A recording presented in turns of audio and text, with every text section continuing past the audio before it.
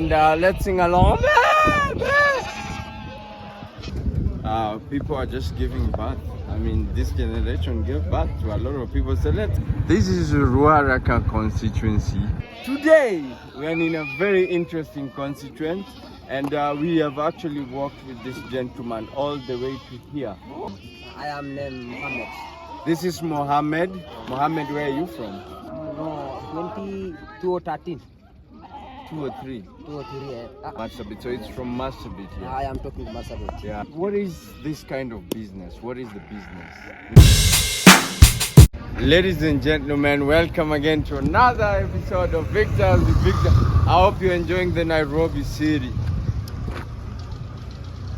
We are in a very interesting constituent. This is an industrial and also residential, but an electoral constituent within the Nairobi 17 constituents. And it's called Ruaraka. Ruaraka is really interesting. There are a good number of industries within Ruaraka, but also of interest is the number of alcoholic beverage companies that are within here. This is the hub of alcoholism. I don't know the story of alcoholism here, but then the alcohol business is here. Some of the biggest alcoholic companies, beverage companies, are found within this area. And so we're gonna dive deep inside and really we see a lot of SMEs around here. The road networks are really good, but I wanna dive in and find a unique story for you guys that we both will enjoy and celebrate. If you're new here, please remember to hit that subscribe button, drop a comment on the comment section, and definitely keep following the Nairobi city. I'm really curious to know how you guys feel about this Nairobi city. And if you watch the Kibera city, I'm also curious to know, in comparison to the Kibera city, what you guys really feel about it. So I'm gonna take you guys for a walk within the Ruaraka business district, and we'll see people are doing different. As in Kenya, a lot of people are into in Kenya, a lot of people are into small businesses, and it's really interesting to see the structure and the type of businesses that people are doing around different constituents in Nairobi. And I don't really see much differences in the businesses. The scale.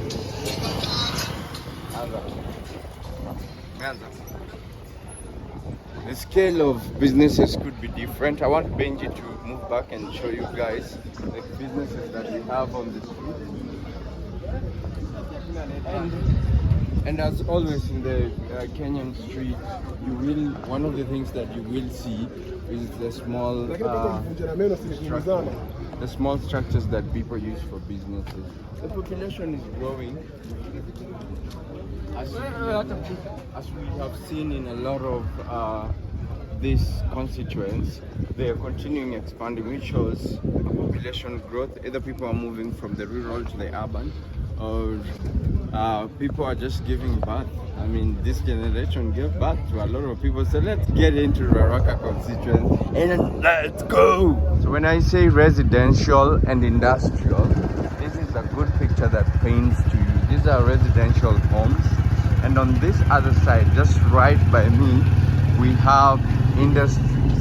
So this is an industrial company, and you can tell, we're just driving from the residential home, but you can tell from the gowns these guys are wearing that these are people who work in the industry. In between here, we have a residential street, and then not even a distance from where we are speaking, this is an industrial street.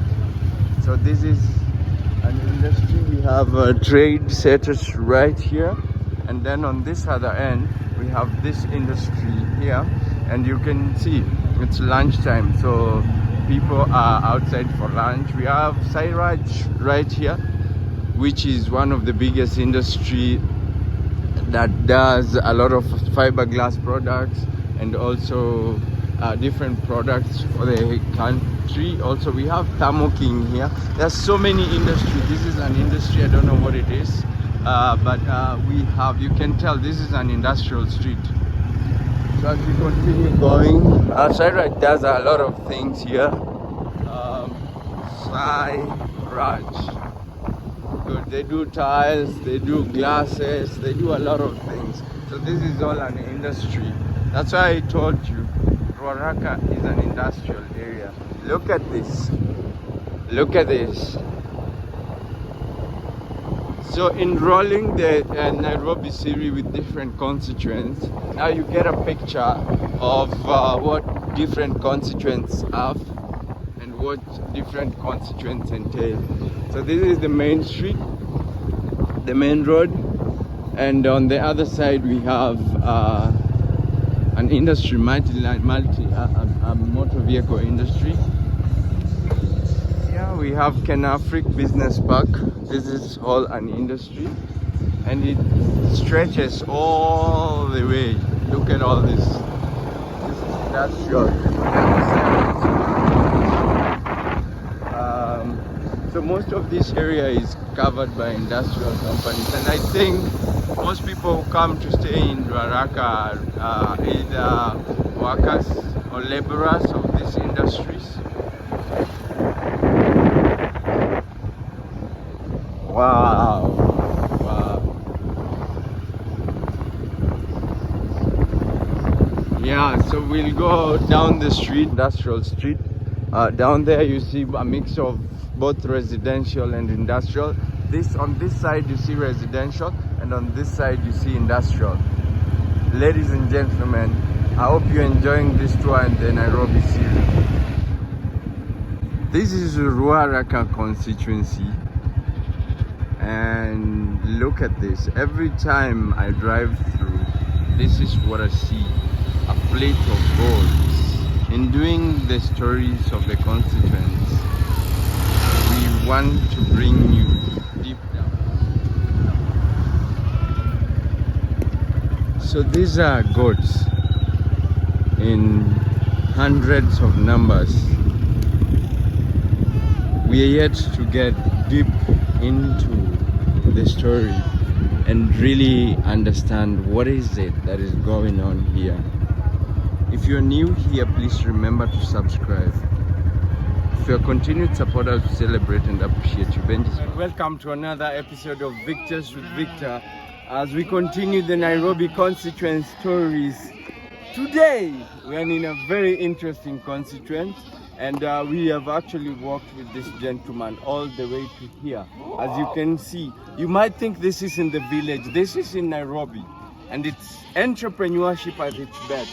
These are goats and sheep. As you walk into Ruaraka, Madare, you will always see this plate coming to drink water. And we're here to get into the details of the story of why do we have these goats, where we have them, and what exactly the business is about. So we're going to be talking to the gentleman who's actually in charge of this business. My name is Victor. Tell our viewers your name. I am named Mohammed. This is Mohammed. Mohammed, where are you from? I am speaking Ah, you speak Swahili. Ah, okay. Let's go close to the water. So now, tell us, Mohammed. So Mohammed, tell us, for how long have you been doing this? Umekuwa ukifanya hii kwa muda mgani? Hii muda karibu unaanza 2013. 2013, he's been doing it from 2013 to, that's about 11 years. Yeah. Yes. 2013? No, 2013. 2 or 3? 2023. Ulianza aje? How did you start? Naanza sasa 2014, 2015 hivyo. Mlianza 2014, 2015. Lakini ulianza aje? Uliingiaje kwa hii? Ilikuwa naingia hii, ilikuwa boma ingine ya birada yangu. Ilikuwa tena birada yangu ilikuwa nafanyanga hiyo boma. Ilikuwa mimi nakaanga uko Shago Marsabit. Marsabit, so it's from Marsabit. Yes. I am talking Marsabit. Yeah. Alafu metoka Marsabit nimekuja tafuta biashara. Alafu birada yangu ilikuwa nafanyanga hiyo kazi. Hiyo boma hapo karibu ya soko hapa Kanaiko, nyuma ya Madari. Mimi nakuja, alafu yeye anawacha hapo kazi, alafu yeye anaanza kazi nyingine. Okay. So he was introduced to the business by the brother.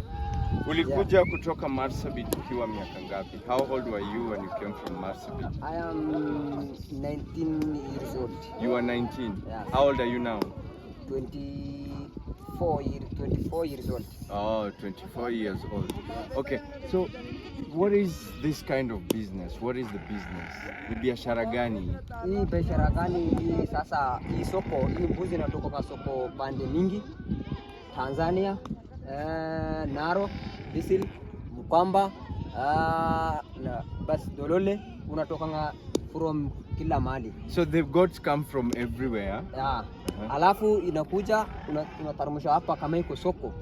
Unauza, mwenyewe unanunua na unaweka boma. Kesho ama jioni unatoa mbuzi yake, unapeleka kwa nyama. Buche ya mbuzi. Okay, so they collect this from different areas all over, even Tanzania, right? Yes. Yes, and then they bring it and then they stock it in their home, what they call here a boma, and then they take it to the butchery. Yeah. So who consumes this? Ni nani exactly ananunua hii? Exactly mingi. Watu wengi. Lakini ni nani customer wenyu? Customer wenyu ya inaitwa jamaa ingine inaitwa Ramadan.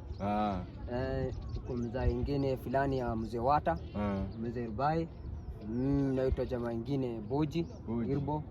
Best customer wengi sasa all of the. Okay. Hii biashara inasaidiaje vijana na wewe mwenyewe imekusaidia kivipi? How has the business helped you and how is it helping young people? Alafu hiyo mbuzi kukuja unanunua rangi, mwenyewe kukuja unachora alama yake, alafu unaingiza ngoboma, watu unanunua masaa moja kutoka masaa 12 inaanza kununua mpaka masaa 5, masaa 4 hivi. Usiku. Asubuhi. Alafu kununua unaandikisha jina yake. Songa hivi karibu. Mimi najua jina yote customer, unaandika jina yao au kuweka boma. Alafu mimi nachukua pesa malishoni na 10 moja. 10 amo bado iko boma mimi nakomboa. Nalipia hiyo mwenyewe boma. Bado hao watu unafanya na mimi kazi, kingine bado iko umebaki. Alafu nalipia hadi hao. Mimi mwenyewe hao naongojea mshahara kwangu. Mimi naongojea mshahara yeye mwenyewe mbuzi. Interesting. So this gentleman collects these goats and he gets paid 10 shilling to graze every goat per day, yeah? Kila siku. And then he uses the money to lease a home where he keeps all these goats. So then from morning, kuanzia saa ngapi? Saa 12. Saa 12. From morning people come and buy these goats and then he receives the money and gives the owners the money.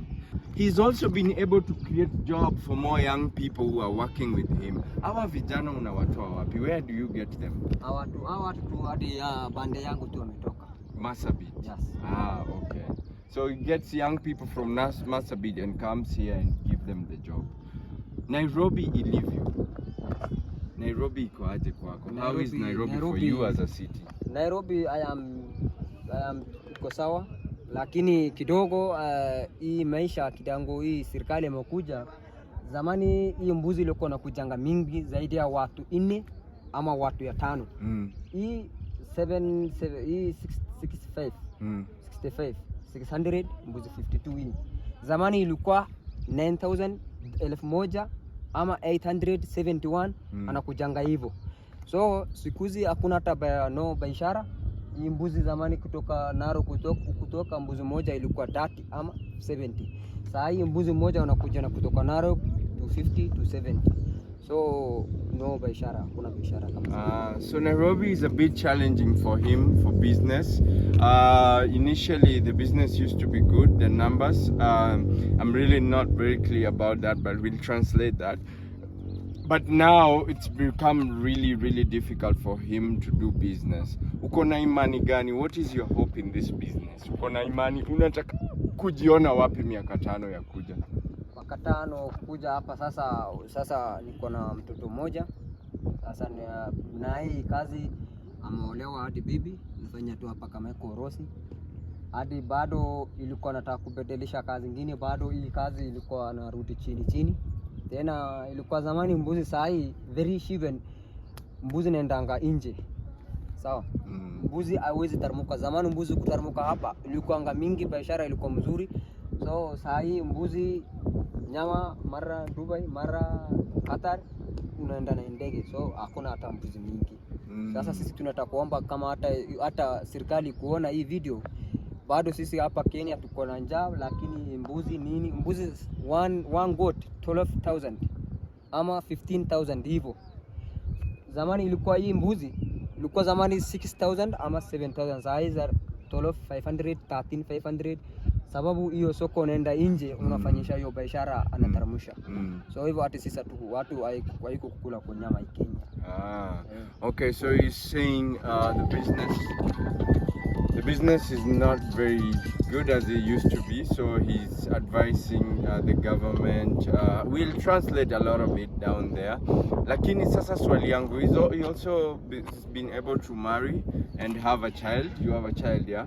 Through these businesses, so he wants to change it. Kama ni kubadilisha, if it's changing, which business would you rather change to? Kama ni kubadilisha, unataka kubadilisha uende kwa biashara gani? Sasa ukuzidi naenda ku ingine, so unaenda ku sasa iko bali ingine hapa inaitwa kama hiyo nini huko Kikomba. Biashara ya kiatu. Ama basi hii mbuzi pia bado unaweza chinja, unaenda soko unaleta, unaweza chinja, unaweza nunua kwa soko, unaweza weka kwa butchery. Sasa kama pesa iko kazi unaweza jaribu kila mali. Unaweza unaweza nunua bado unaleta, unaweza uza tu hapa kwa soko. Kwa watu ngono marafiki yetu, hadi mimi mwenyewe naendanga saa nyingine hapa Naro, hapa Bisil. Naendanga kununua mbuzi 10 ama 5, unaenda kuja nunua, unauza tu watu wengine. Hizo tu inakujanga tu unabadilisha nje hivyo, kisha ukaenda unauza hapa ama utachinja utauza nyama. We'll do a translation of that, but ni tashwishi gani unapata na serikali considering hii biashara mnaifanya, lakini hapa ni karibu na city? Wapi? Hapa ni karibu ni ndani ya Nairobi. So what are the challenges that you face with the people here? Hiyo najua kazi, si ndio? Sasa hiyo kazi hapa ya serikali ama ni ugumu gani mnapata mkifanya hii kazi? Ngumu. Sasa hii menyewe hapa unaweza pata ngumu. Hii najua ni mazoezi moja, sawa? Hiyo menyewe ni mazoezi. Bado tu hakuna, lakini kazi unaitisha ngumu. Lakini saa nyingine basi bora kusaidia, hakuna shida. Okay. Sawa. Tumeshukuru sana kuongea na wewe. Hii kazi tuseme kama for example kwa siku ile pesa ushaitengeneza ya maana kwa hii kazi, ukasema leo nimetengeneza hela ya maana. Sasa hiyo kazi pesa saa nyingine, mfano leo customer moja kukuja kulipa 2,000, ile nyingine unaweza leta hiyo 5,000, saa nyingine unapata 3,000. Bado tu 3,000 hiyo kupata unaweza gawana hao watu. Bado unatoa mshahara hao watu, I think zaidi ya kuzidi 15 ama 12. Sawa. Tumefurahi sana kuongea na wewe. Na natarajia vijana wadogo pia watapata motisha kwa story yako na waingie kwa biashara zingine. Nimeshukuru sana. Kuwa na siku njema. So we can take a picture together.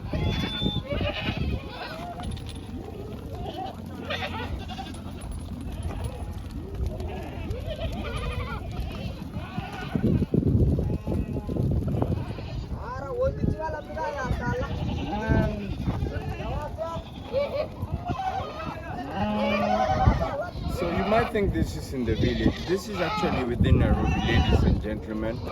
And so in continuing the series of the constituents of Nairobi, you hear these people cheering us up. Drop a comment on the comment section. Please do not hesitate. And I hope we are inspired by these stories that we are bringing your way. This is still in Nairobi. The Nairobi you didn't know about, the Nairobi they don't show you about, that's what we bring your way. And ladies and gentlemen, If you really like this story and you're new here, please hit the subscribe button. A comment is very important to us, and let's sing along. Until I see you in the next series, ladies and gentlemen, adios. So these are goats in hundreds of numbers. We are yet to get deep into the story and really understand what is it that is going on here. If you're new here, please remember to subscribe. If you're a continued supporter, to celebrate and appreciate you, Benji Smile.